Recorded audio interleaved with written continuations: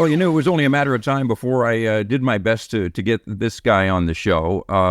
Longtime colleague and friend Jeff Hutcheson joins us today from his home in Prince Edward Island, and try to sum up a 40-year career very briefly here.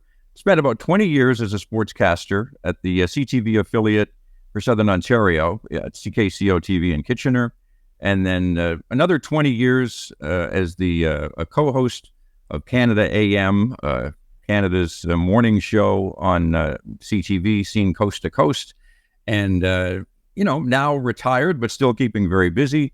And Jeff Hutcheson joins us from his home in Prince Edward Island. It is great to see you. Thank you for coming on with us. Hey, listen, thanks for having me, and it's good to see these two guys over here. Holy cow, that is really fantastic.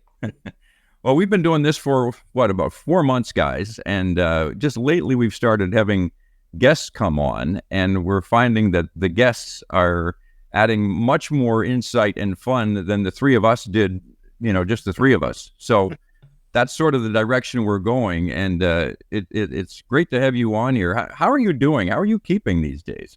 Oh, no, it's good here.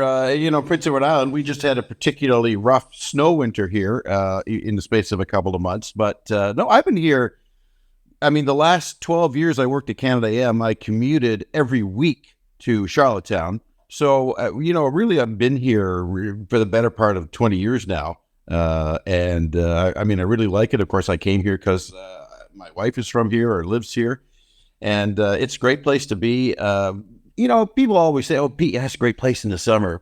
The truth is, it's pretty cool all year round. We're growing now. We're up to about 170,000 people, or just about the size of Kitchener, and we have those 28 members of Parliament to guide us through everything. So, no, life is good, and I'm really pretty happy out here, and take COVID out of the mix. I was traveling in retirement, and that's kind of what it's all about. Have you been living in Charlottetown, you said, Jeff? Yeah, we were living in a little town called New Haven, just outside, 10 minutes from Charlottetown. But as you know, everything is 10 minutes from everything here in PEI. And I think we've lived in this house here for 11 or 12 years now. So, yeah, it's been great. I wasn't aware, but just before we got on here, Lance was talking about having lived in PEI for a while. Do people talk about Lance out there, or are they sort of tried to forget that part of their history? Not at all. And never. But he just joined us the list of hockey legends out here. Lance, I know you mentioned, Glant is from out here, and Forbesy Kennedy. You got to mention Forbesy Kennedy. Yeah, he's a god. Forbes Kennedy would probably hold a higher place here than Rick Vive, Earl Thompson, the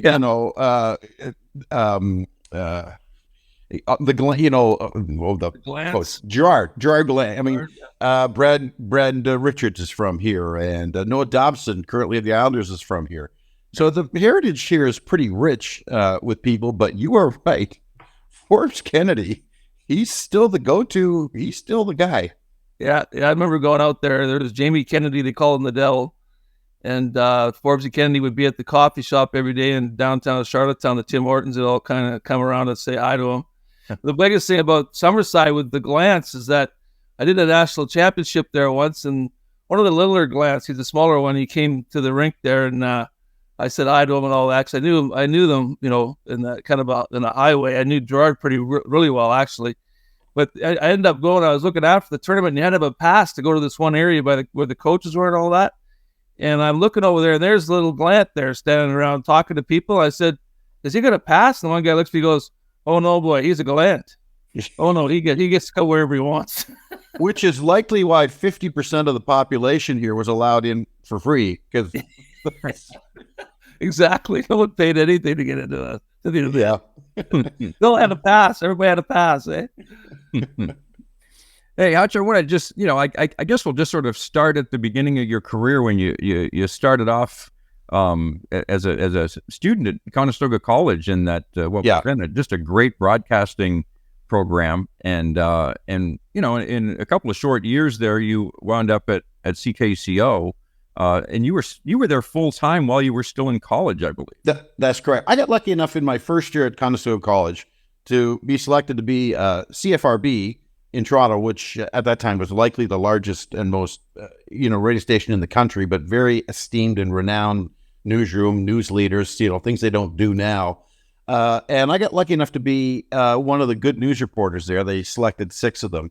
And so you've got people like Gordon Sinclair and Jack Dennett checking, and these names will mean nothing to a lot of people, but some of the best in the country checking your copy. And I was able to parlay that into a job at what was then CKKW, CFCA, CKCO.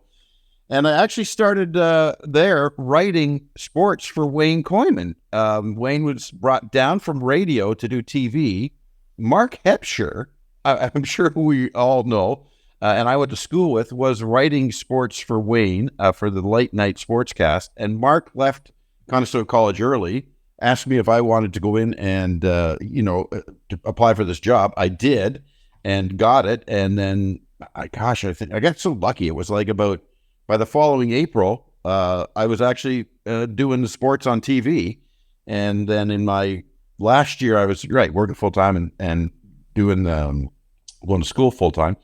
And then, from there, the career at CKCO just kind of unfolded and got very lucky. Did an Olympics in '88 in Calgary. They had a changing of the guard. Bill Inkall had done, I think, 4 or 5 before them, and they did a changing of the guard for Calgary. And then in '92, I was asked to fill in for Dan Matheson on Canada AM. So I spent 5 years, actually, from '92 to '98 to '92 to '97, filling in at Canada AM. And there I would get up like at 3 a.m, drive to Toronto, get there at 4, do Canada AM, finish at 9, get in the car, come back, do the noon, do the 6, go home at 7, go to bed at 8. I would do that for 3 or 4 weeks at a time. Yeah. I only did that because it built a new deck on the back of my house. And then, and then Canada AM, I had this gap year in radio, which was one of the, unfortunately, worst experiences of my life down at, I don't even know what to call it now. I think it's 570. And then Canada AM came calling full time. So I got lucky enough to be the longest serving host on Canada AM in the history of the show. Like a lot of people think it's Norm Perry. He did 15 years. I did 18 full time and then 5 kind of part time. So that in a nutshell is how I got to be sitting here right now. Yeah. And even when you were doing Canada AM, I mean, you were still covering some Olympics. I mean, you would have been in Vancouver in 2010. Oh, right. Sure. I did too. So I did 1988, I did the bobsleigh and luge. And I kind of like to say that my semi-claim to fame there is that I was calling the Jamaican bobsleigh team in Canada, their kind of run, their famous run where they crashed in 1988. And you can still check that out on YouTube, I think. And which eventually, begat the movie Cool Runnings, which I have no part of course, but I was for that.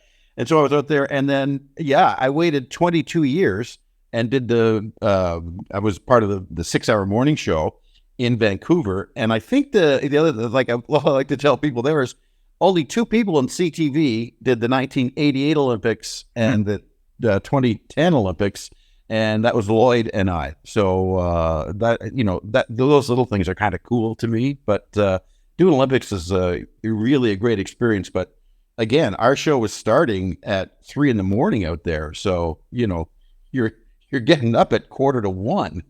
So there's not a lot of nightlife when it works that way.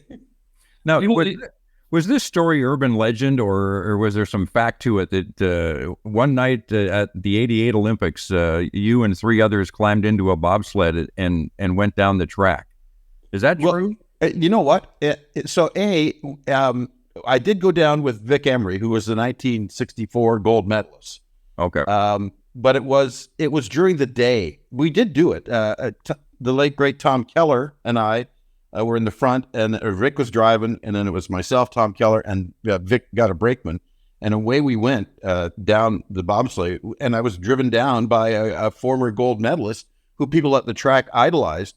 And, I'll tell you, it happened quick. Our actual run with Vic Emery and was faster than the Jamaicans' training time. The run we did with Vic. Wow. So it was pretty cool. I have a picture of that somewhere too. But you know, you don't think about, all you think about is if you're going down in a bobsled, they tell you you've got to keep your head down because you're going so fast. If you put your head up to look and hit the guy behind you, you knock him out. And that was Tom Keller, and I did not want to do that. Yeah. So Yeah. a lot of fun. You got to keep your arms in too, don't you, Jeff? You don't want to. Oh yeah. Get Full. stuff like that. Jeff, go ahead. I did the 1987 pre-Olympic tournament there in Calgary before that 88 Olympics. They had 4 teams there. They had Canada, Russia, what else they have there? Czechoslovakia, and the U.S. was there. And I refereed in that tournament, and then we got to see all the venue and all the things that were there that were put up for the Olympics. I saw that bobsled run. Also, the ski jump was magnificent, the 90-foot jump they had there.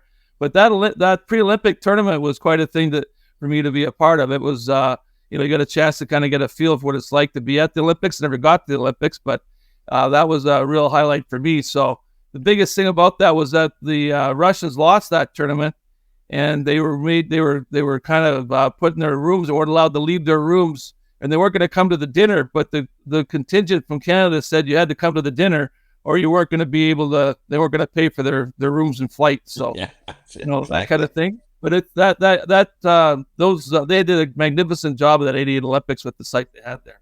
Yeah, they did a good job. Yeah, Gary, Jeff, with all the sports that you've covered, was there anything more exciting than the Olympics? Like it particularly in 2010, when Canada went off and it just the country just came together. It was just amazing to watch, and you must have wonderful memories of that. Do you know you hit the nail on the head there, Gary? Because it's not that you're kind of covering the Olympics. I just felt fortunate to be part of the entire atmosphere. So in Calgary, Vancouver was electric. Let's just put it that way, because we learned how to do Olympics. I think in Calgary, Canada, did we win 3-4 medals? Hardly anything, but they had this Own the Podium program for 2010.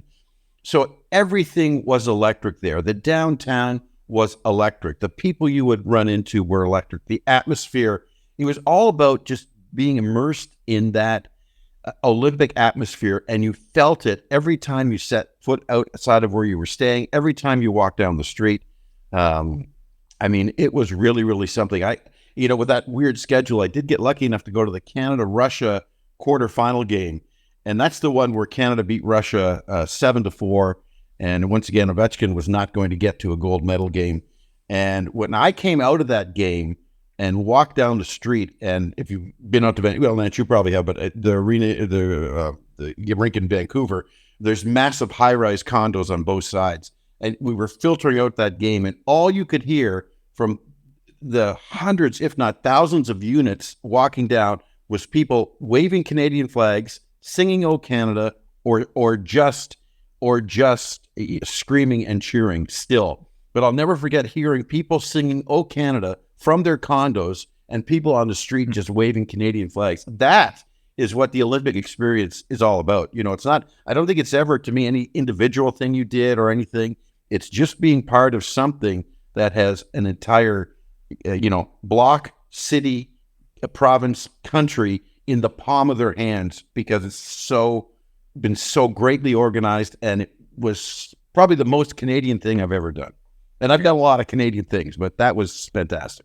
Did you get anywhere near the women's or the men's final? No, in hockey.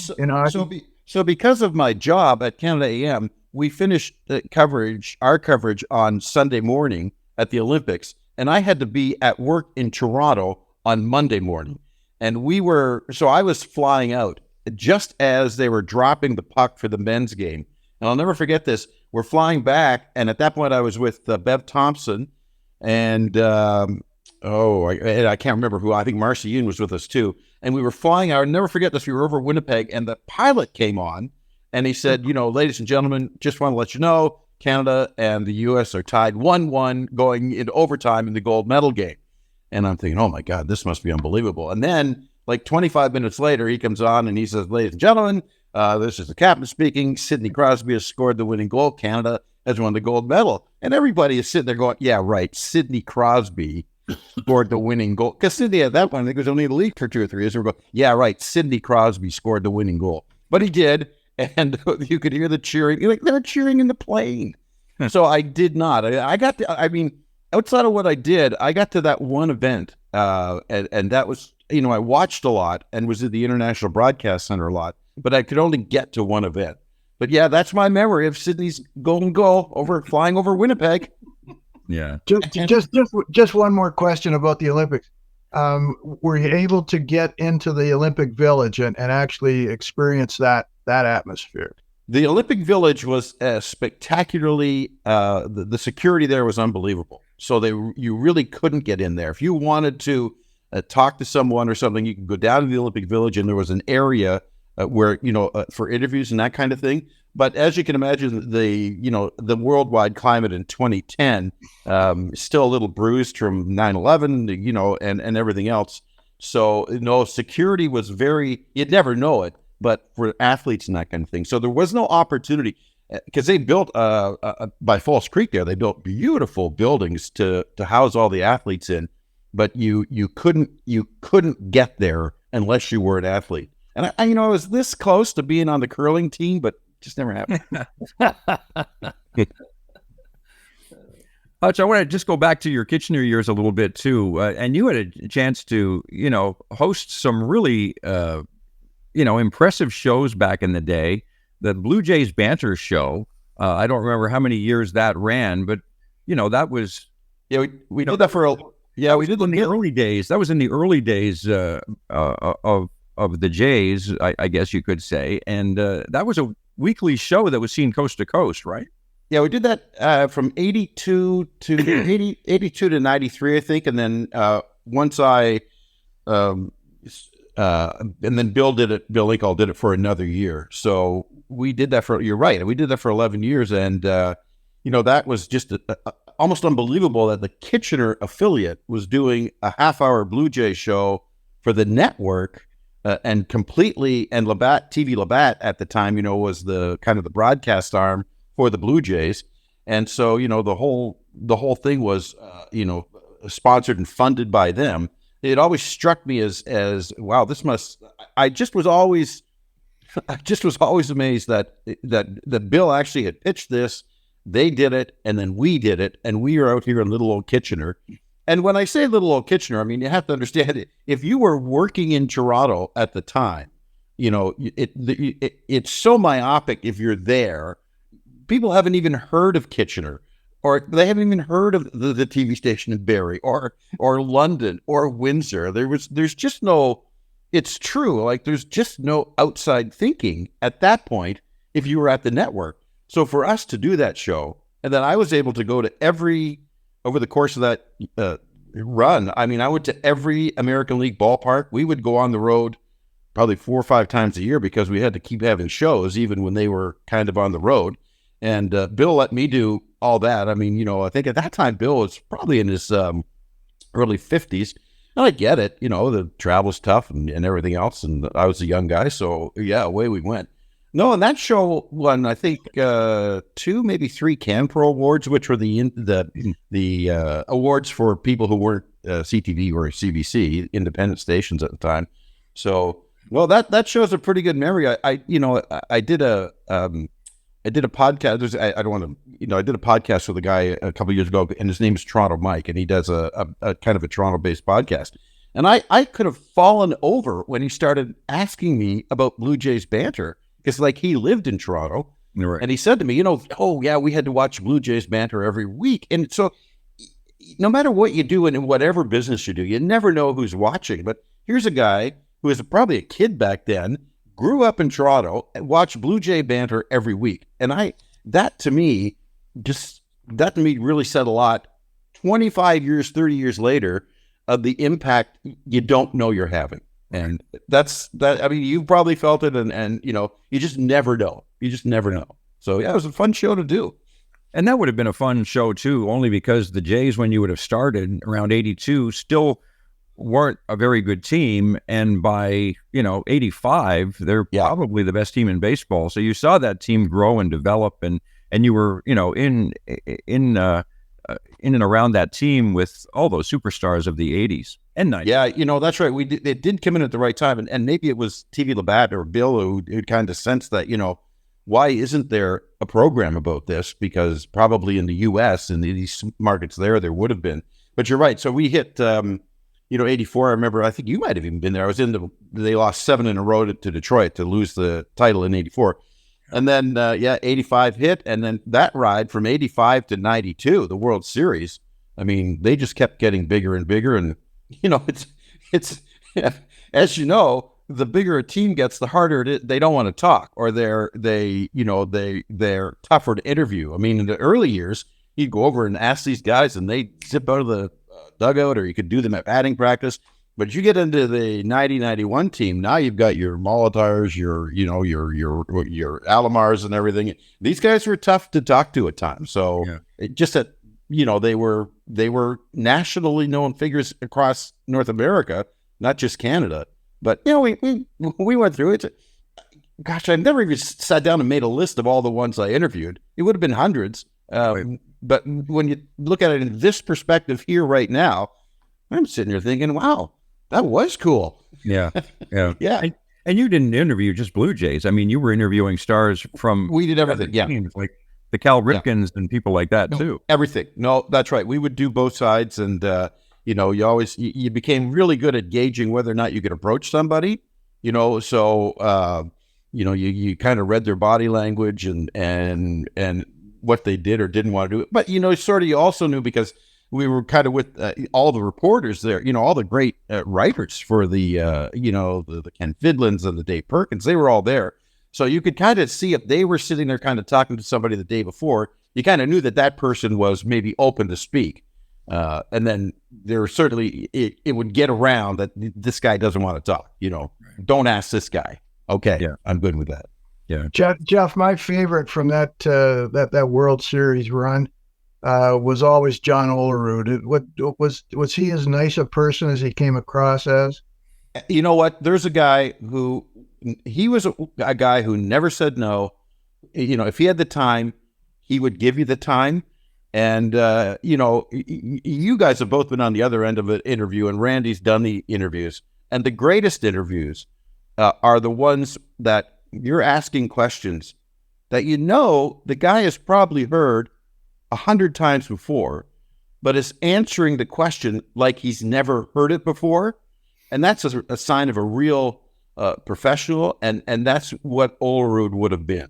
And there were a number on that when you could actually get down and talk to I keep remembering Whamco, right, which was White, Alomar, Molitor, Carter, and Olerud, and they called those guys Whamco, the 5 guys. And actually, quite frankly, those guys are all pretty approachable in the right situation. Like, you knew when to stay away, and then you knew when to go. I started to laugh because I have to tell you this Joe Carter story. So Joe Carter became pretty good buddies with Rod Black. And as you know, or may not know, but Rod hosted our show for a year in 2001. And in fact, Rod's first day on the job was 9/11. And but every year Joe Carter would come to Toronto for the Joe Carter Golf Tournament, which I think is still going. And so Joe and Rod are really, really good buddies. Now, Rod's nickname to me has always been, hey, Blackie, how you doing? Because everybody calls Rod Blackie. And so I went into the dressing room, and Rod was there with Joe Carter, because Joe was coming on Canada AM to talk about his tournament, his charitable work, his days since the World Series. And I remember I turned the corner and I walked in the room and I said, hey, Blackie, how are you? And Joe Carter turns around to me, he goes, who you calling Blackie? And oh my God. So after I changed my underwear, but that's the kind of guy he was, right? Because first of all, I'm like, oh my God. And Rod is turning around laughing so hard because it was the complete setup, and I'm sure he heard it a whole bunch of times. But that again goes to Joe Carter's personality. That kind of happy-go-lucky. If I get a guy, zing a guy, I will. So, I mean, there were, there were guys who were difficult. Like Doyle Alexander was always very difficult to do and didn't, but I think more it was because they were just media shy per se. You could never, you run into a big problem if you ever took being rejected, asking a guy for an interview and he said no, if you took it personally. I mean, the guy's out there about to make his living. So, and there were some people, obviously, who would get upset, oh, he won't talk to me, but, then just ask the next guy because something will happen. Yeah. People will ask me sometimes still, who was the worst or hardest guy you ever had to deal with? And for me, it was Kirk Gibson. Yeah.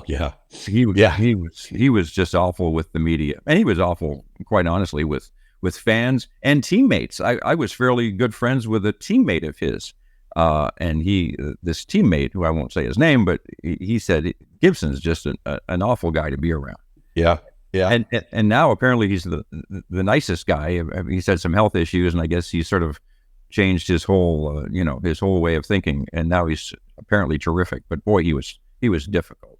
I think in that entire run of Blue Jays banter, I think we only ever interviewed George Bell one time. And I think it was Bill who ended up getting him because you just didn't, that was the guy, he would just look at you. If you took even one step toward him, he'd look at you and you'd go, okay, not today. Yeah. And it's kind of like not today for 10 years. Yeah. But yeah. I know. So. Oh, it's another guy I want to ask you about. And again, you would have been there through all those Kitchener years as he was developing. And then you did a number of specials on him, was Lennox Lewis. Oh, yeah. And again, there's another show we did. It was called Round by Round. And it was the kind of the Lennox Lewis story.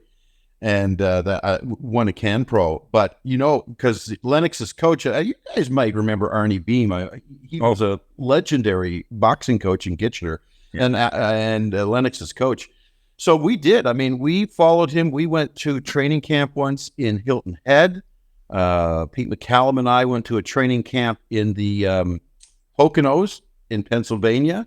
So we followed him around there. We were able to get like long exclusive interviews with him prior to his first kind of real fight. I remember that one of the things I always remember about Lennox was that, because we're a Canadian, we're always sitting there hoping we're sometimes don't appreciate someone's talent because this is going to sound weird, but it's another Canadian guy gonna try and do it. But Lennox was always the real deal. And I remember asking him a question one day. I said, he had some fight with, and I don't know why I remember this, but he had a fight at the Kitchener Auditorium, and the guy's name he fought was Greg Gorell. And Greg was the gorilla. So it was Greg Gorilla Gorell. I'll never forget that. The fight was at the Odd. I believe it was the only pro fight he did in Kitchener.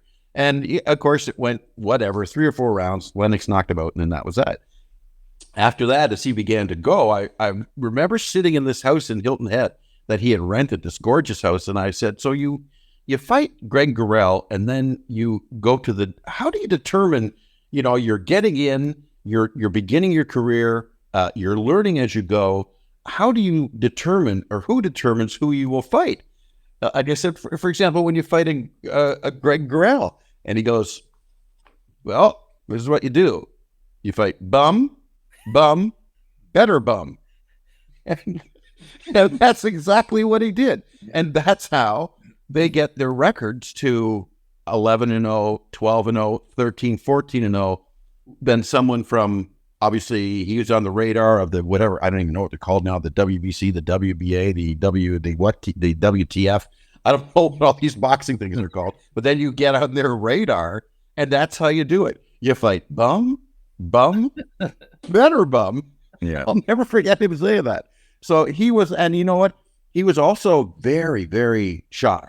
He had a friend, a high school friend that was with him right through. It was like just having a guy from home with you. So and total respect to that guy, because Arnie Beam took him, and then he got, who took him? It was Thomas Fern's manager. I can't remember, but he went through a series of guys. but nothing but deep respect for Lennox. Nothing but deep respect. Yeah, yeah. No, and being a Kitchener guy who at the time was obviously the biggest, biggest boxer in the world for a few years there. Well, he's a world heavyweight champ, right? I mean, holy cow! I know it was. Yeah. When you Kitchener's, there's quite a sports legacy out of that Kitchener-Waterloo region of Waterloo area. But but I know there's a sports legacy from Windsor in Ontario, but in that region, look at the legacy there. I mean, I think, Garrett, look how hard it is to win a CAAU football championship. But that just goes to show you in my books how difficult it is to win at anything. And look at the history and look at the legacy of some of those football programs. It's amazing. Like, I still follow that here, and I have no apparent reason to do it other than the fact that I used to work there, started following them, and then you sort of become a lifelong fan. So it's really something about your hometown, no matter where it is, that you've got this pride of what people there have accomplished. So, I mean, look at if a guy like Lance can become an NHL referee. There's hope for everybody. Everybody haven't thought of that. We actually have quite a legacy here for that. Just speaking of that, we've got out of Elmira, and it's remarkable. A small town like Elmira, there's 3 officials that have gone to the National Hockey League. We're talking for the whole world, and we're talking like one time. There's only 15 of us that did that job. You got Garrett Rank, you got Mark Vines, and now you got a Morgan McPhee, all from Elmira. So you're right. You got that small town atmosphere, and sometimes they make some quality people out of that, right? So and look at Garrett Rank is also a double dipping as a golfer here. So exactly, yeah. So you got all, and you look at the I think the Winnipeg Jets have got 2 guys from Kitchener on that team playing right now. You got I can't remember their names now. There's 2 of them are from Shifley, and the other one is a kid that played for Kitchener Rangers, a big tall defenseman there, and he's from Kitchener too. So there's lots of that goes on for sure. Every town has. But yeah, it's true. I mean, we have kind of island pride here for the guys who have made it to the NHL, but Elmira, what is that, like 6,000 people? I know. It's remarkable. Three officials are with the National Hockey League from that little town. We're talking like all the U.S. and everywhere else in the world. They come we had 2 of us from Edmonton, was Morelli and myself, but that's a big city. Elmira's got like a population of what, I love that. That's fantastic. Yeah. Let's talk about that great sports department you guys had there all through the 80s and into the early 90s. And to think back now that, a station like Kitchener would have a 4-person or eventually 5-person sports department. I think we were up to 6 at one point. Yeah. I think we were up to 6 at one point. Yeah. So, Inkall Koyman, Don Cameron, who's a legend. And then what great days. And Steve Young was in there too. So that was 6 at that point. Yeah. I know Steve went on to become news director in London and that kind of thing. But no, back, that's the thing, is that we were lucky. I was lucky to be in the middle of it, and but those were the halcyon days of sports departments everywhere. Because for a city of Kitchener and our size, and even when you include our so-called feeder, or the Channel 42 in Windsor and Sarnia, and we had repeaters up north. But to have some news departments now aren't 6 people. Right. And we had 6 in the sports department.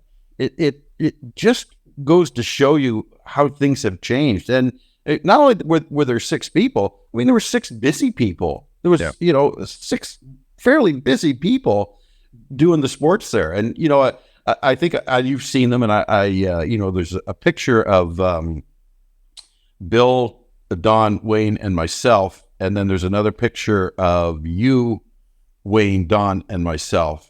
And the thing about those pictures is that, I mean, that those 2 photos encompass, like 20 years, maybe 25 years. Yeah. And so when I say the halcyon days, like we're flying all over North America doing a baseball show, and as you know, those don't exist anymore. And,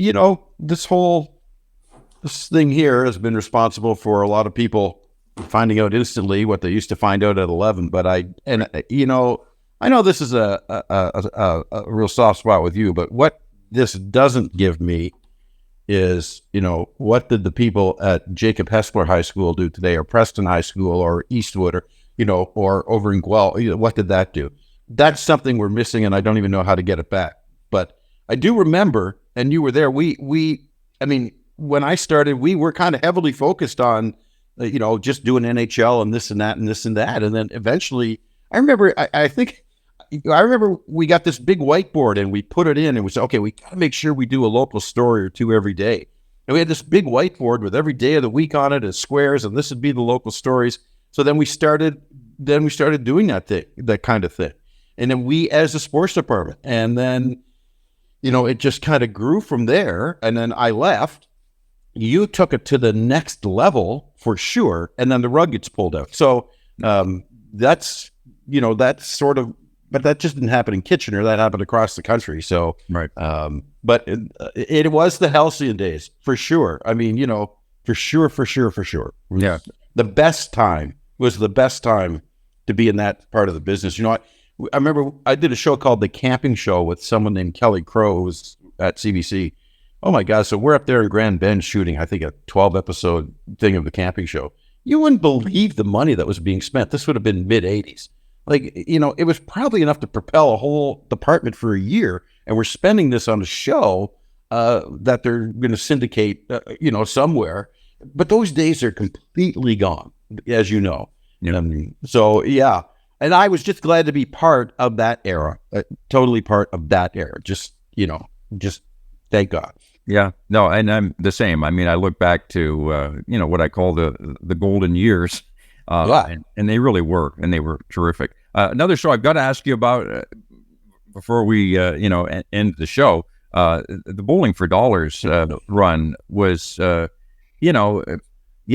of a hokey show, but man, people in Southern Ontario watch that show religiously, and you probably still get asked about it, as you are right now. I got asked about it. I was at there's a big festival here every year called the Cavendish Beach Music Festival, and I was seeing a guy by the name of Kane Brown last year at the festival. Friends had asked us to kind of go in a little boxy reserved area.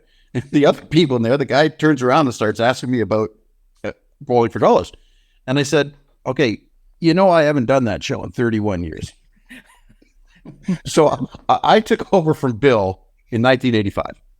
And I remember when I did this, if the bowler missed, we would add $15 to the jackpot.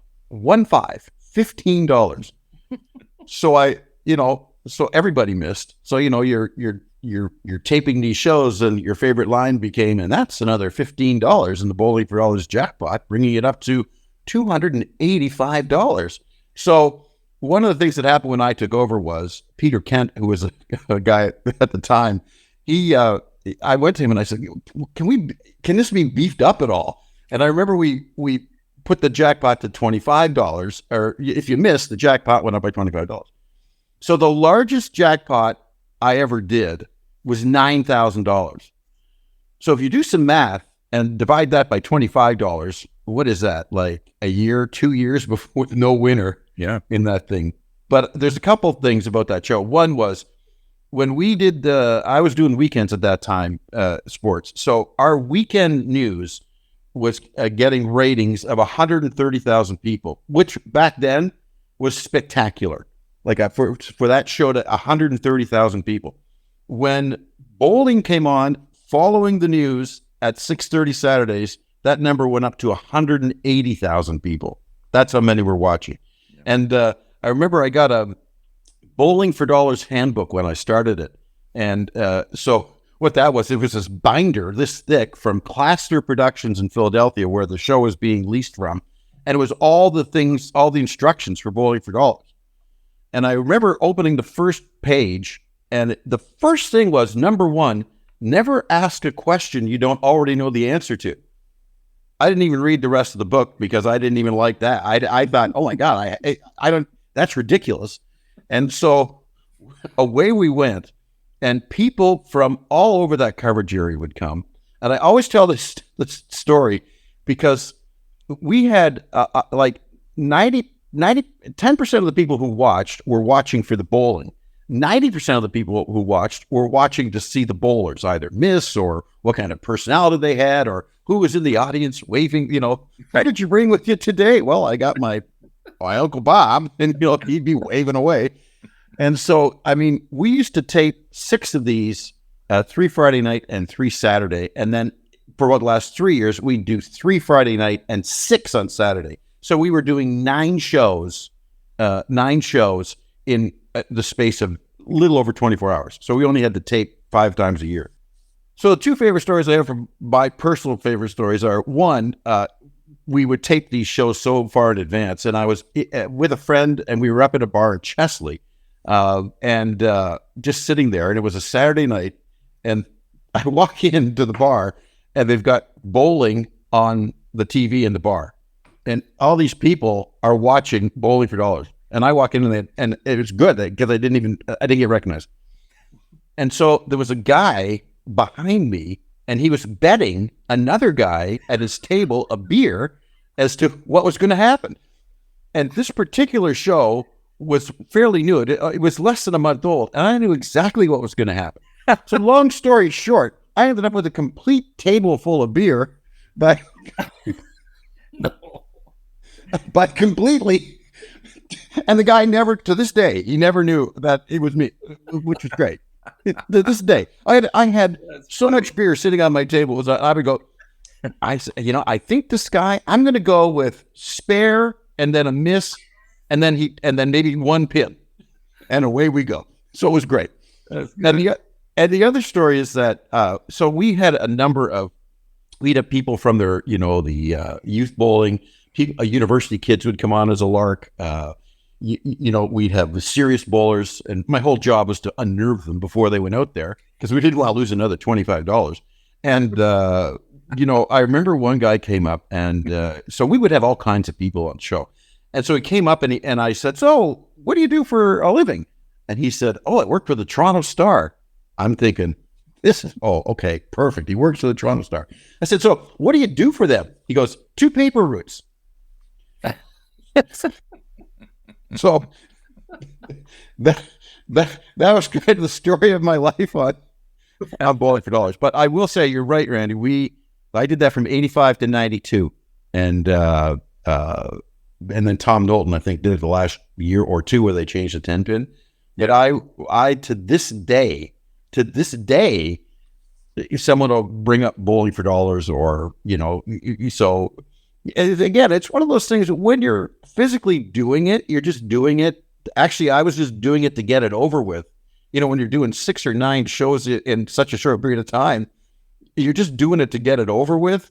And I talked before about kind of the impact of things that you don't realize. It doesn't take long. You get into that show for a year or 2, and then you realize, I'm the Bowling for Dollars guy. And it used to be Bill. So... But anyway, I again, I was so in the right place at the right time so many times in my career. That's what it was. I was just in the right place at the right time. So it was awesome.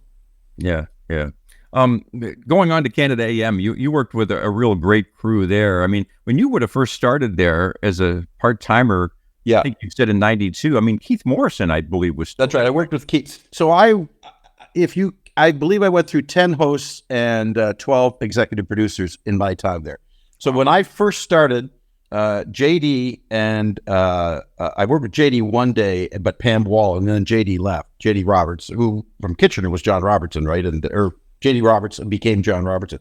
Right. And so then I worked with Pam Wallen, and then when JD left, they brought Keith Morrison, he was there but he was such a fish out of water. I mean, his career it's hard to believe I retired before Keith Morrison. I mean, so anyway, and Keith is still going on NBC, but Keith was not good as a host. And he would tell you that he was not good in a live hosting position. But I mean, I would sit there with Keith, and Keith would be doing calligraphy because he was doing it because he wanted to show his kids and he'd be interviewing, the Prime Minister of Israel, and then the interview would end and he would go, "How was that?" And this is a guy who was in Tiananmen Square and asking me how it was. And then he would get out the little calligraphy and go, "Does this look good to you?" So Keith was a kind of thing. And then I went into and Valerie then came in and Dan came in, and I worked with Valerie and Dan when I was full-time. And then Valerie left, and then Dan left, and then Rod came in, and Lisa came in, and then Seamus came in, and then Bev came in, and then Seamus left. So it's just, and I was kind of the one constant. Again, luckily, I was the kind of the one constant in there. And so I like to tell people that, the last 4 hosts, and Lisa would be in the last 4 of Canada AM. One of them is now the Federal Minister of Labor and Seniors. One of them is now the Federal Minister for Women, Youth, and Diversity. One of them just won the Order of Canada for her work with the Breast Cancer Foundation. And I am here talking to you guys. Jeff, I got to tell you that I knew you way back, and the thing that really amazes me is the amount of work you did with charity. Like, you did a lot of stuff, and that's amazing. With the work you did with charity golf tournaments and those things. Like, I was on the B circuit, you were on the A circuit. I got to go to the A circuit every once in a while, and you were there.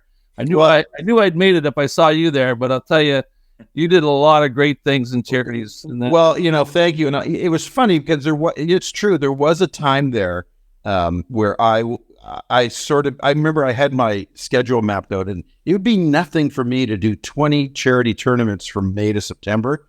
And fortunately, we could always work it out that I could go. And I just sort of you just sort of become the go-to guy in your community, and every community sort of has one, like, a guy that it just becomes easy to ask to do. And I did a lot. I was there 20 years, and I figure I probably did close to 300 of those events. But to me, it was just all part of the job, and we didn't know it back then. But perhaps I shouldn't have been quite as good at it, because I would do one, and then someone else would come up and say, "Hey, we're having a golf tournament," and so, "Oh, okay," and you do that. And I mean, if I never do another auction again, that would be great. But again, I remember being at the Big Brothers the Big Brothers dinner once, and back in the era when the Wayne Gretzky jerseys were really, really something.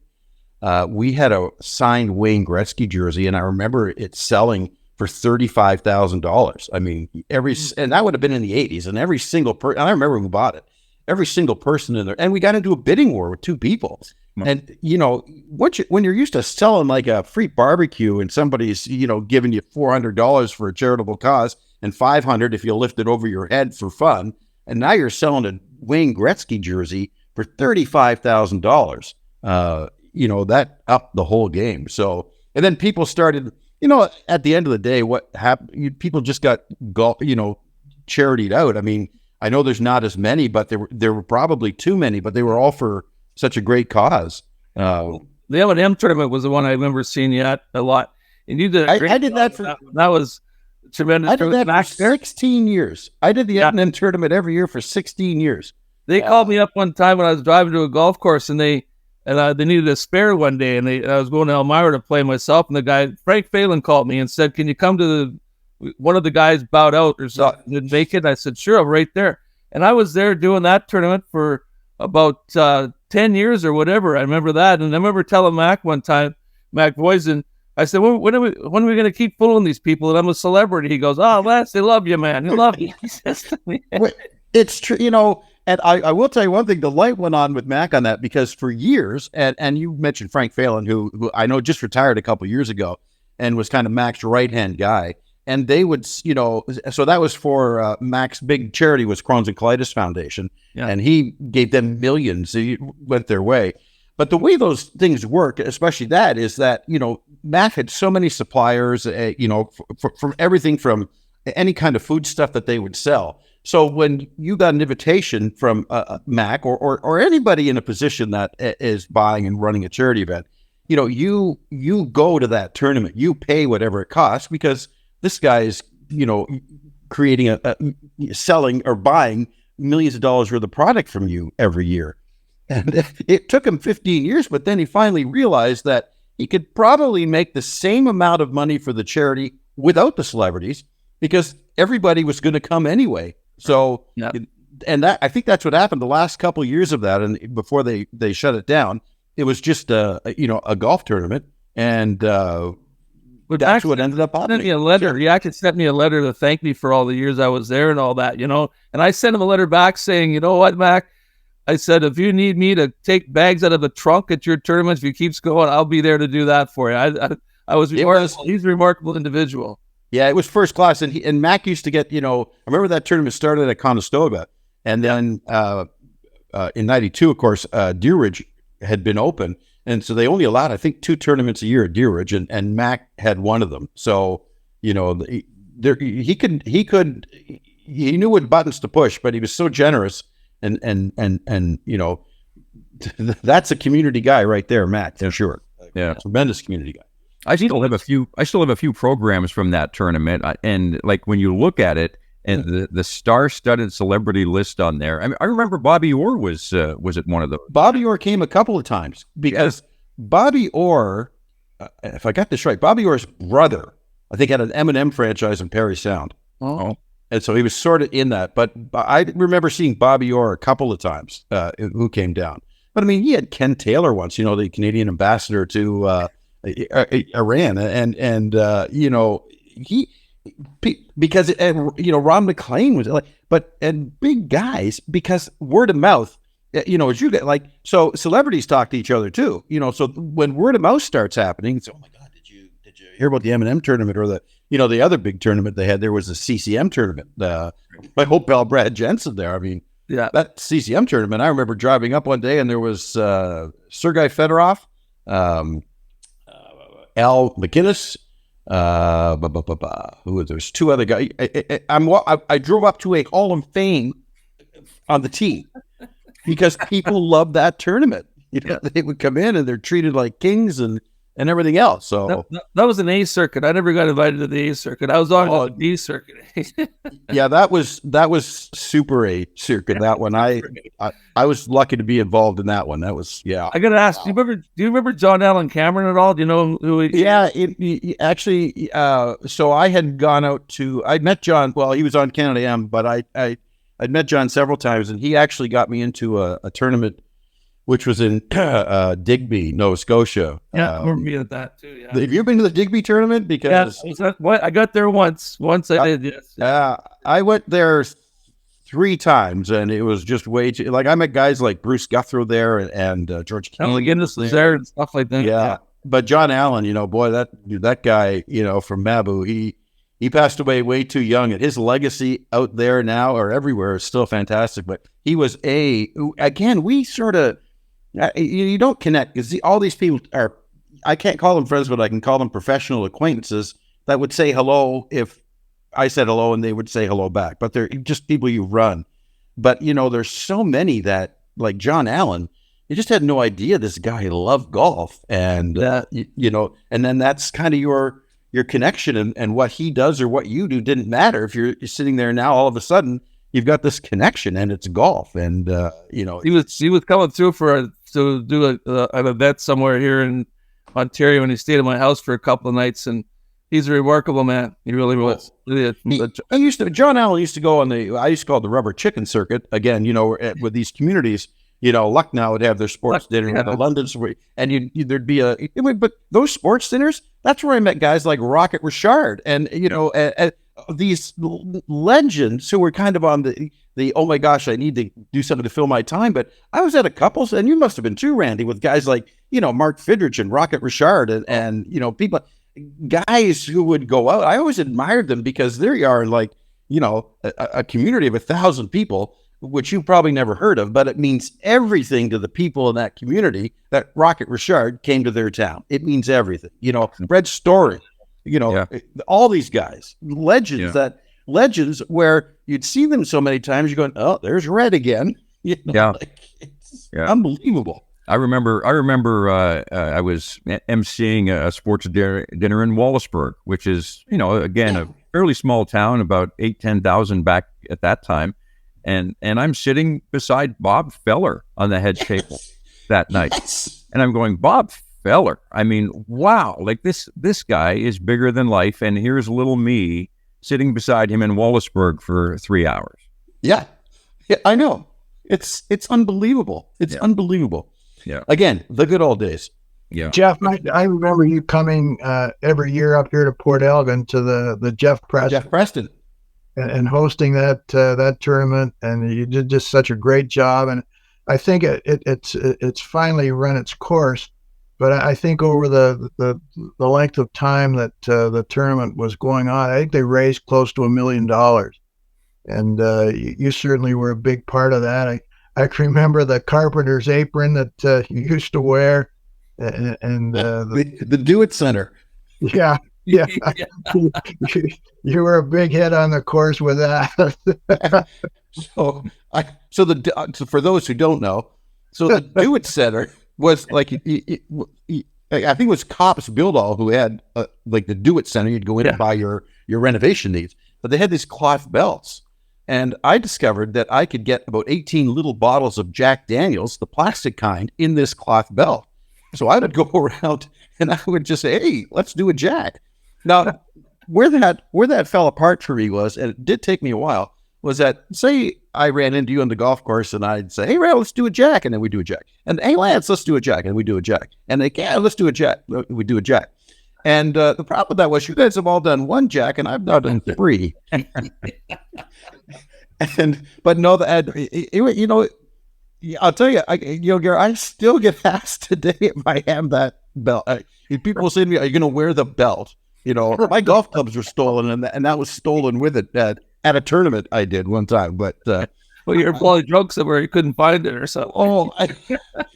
But you know, I saw that Jeff Preston was so good because that community is so great. Like, you talk about a community rallying around a guy, and oh my God, and then just you do that tournament, and then every single person would go out somewhere that night to a bar or something, and it was just a never-ending fun party. Yeah.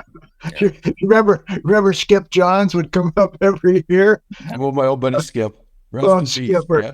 Skipper. He probably had a few of those Jacks with you.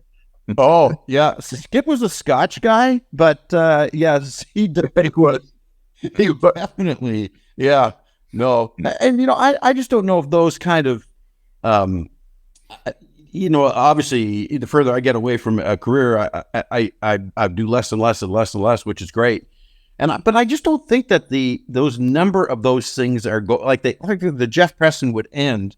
And did a new thing start up? Probably not, right? Like, that ran its course, and that was that. And so I just don't know today, though, if the ability in today's economy, today's demographics, today's society is designed for people to be able to take time from work or whatever they're doing and spend, you know, almost a day at a golf course for a charitable cause. I mean, I know it still goes on. I just don't think it's as frequent, but I could be out of the loop a bit on that. So there's not many now, that's for sure. I think a lot of it has to do with the money that people have to spend. You know, there's not much left to need for some. Has Randy never told you the story of the time that we won toilet paper cozies up at the? No, we need to hear that one. That was up at Sauble Beach. Yeah, and Pat Quinn was there. Pat Quinn was there. Again, you talk about the people that will show up at these events, and this is when Pat Quinn was in his heyday, and we get to. So Hutch and I drive up to Sauble Beach for a tournament one day and get out of the car, and there's Pat Quinn standing there as one of the golfers in the tournament that day. But this one guy came up to us and said, "Wait till you see the prize table that we've put together. This thing is outstanding." And Hutch and I are going, "We've seen some pretty nice prize tables, so this will probably be really impressive." And we go in, and one of the prizes was a toaster cozy that a woman on the local, you know, golf tournament board had knitted and donated to the tournament, like a little little crocheted cozy that you would put over your toaster in your kitchen to make it more attractive. Well, you know, and we did, and I mean, we did laugh about that. But the bottom thing was is that some lady, you know, was doing her part for the community, right, by doing this, by making a, and I believe there were toilet paper cozies there as well. Yeah, it's just what the community is, right? I mean, that's how they did it. So yeah, we bid on it. Yeah, I'll never forget Pat Quinn. He gets out of the car. He's got Stogie going. He's regaling people with stories, and he's not even out of the parking lot. Yeah. And he's at that point, I think, the coach of the Toronto Maple Leafs. So I think you're right. Yeah, I think you're right. Well, that was a good man. You got him away from on the bench. He was tough to deal with, but off the ice, boy, I'll tell you, he was a nicer guy. Yeah, was a nicer guy. Yeah. Hey, I got to share a story here that is my favorite Hutch story, and I don't even know if you've even heard me tell this story, but so back in the day, guys, Hutch used to just because he was so creative, he would often do his 6 o'clock sportscast from some strange location. And I remember one day, Hutch, you went in and did your sportscast from the dressing room of your men's rec team. And you got changed during your sportscast. You dressed into your equipment. So that's the kind of thing you did. So one time, Hutch did a sportscast where he was driving the Zamboni around the Kitchener Auditorium before a Rangers game. And so he drove the Zamboni. I guess you had learned how. You'd gone for a lesson or something. That's right. Yeah, just did a loop. So he drives the Zamboni around the arena. This is about 35 minutes before the game is supposed to start, and does his sportscast, finishes, parks the Zamboni for the end of his sportscast, and signs off and jumps down off the Zamboni and races off to, he had some appointment or something he had to be at. So he's out of the building within probably a minute or two after the end of the sportscast. The Zamboni's idling in this one spot for about 3 minutes. In front of the penalty box, yeah. And right in front of the penalty box at the auditorium. So the arena guy comes and starts it up again and takes it off. And the Zamboni, by idling, has basically melted a huge hole in the ice. It's about 2 feet by 2 feet, and it's right down to the cement. And the Rangers have to play North Bay in about 35 minutes. And that's 100% true. Bert Templeton was the coach of North Bay. He lost his mind. Like he wanted the game. He wanted the game forfeited to the Centennials, and he is so angry. And eventually the game was delayed probably about 20-25 minutes while they fixed this hole in the ice. I did that for the concessions. But it was so great that here's Hutch, and it's the perfect Hutch story. He finishes. He's off the Zamboni and gone out the building. And within 2 minutes, he's probably sitting at Charcoal Steakhouse, sitting down to a nice dinner. And the Rangers game is left in havoc, behind him because of the condition he left the ice in. That's great. And whoever my cameraman was there was still there. And I remember him showing me that. And I would say we were there. We parked in front of the penalty box because the camera was not on the ice, but it was behind the penalty box. So we parked there. So I had to wait there for the commercials leading into the sports, doing the sports, and then I left. So I do think it was probably 6 or 7 minutes. That thing was just dripping. Who let you drive the Zamboni is what I'm trying to figure out. Well, we went through the odds, so whoever the odd guy was, and it's quid pro quo for all the Ranger stuff. Just like to figure that out. Inspired.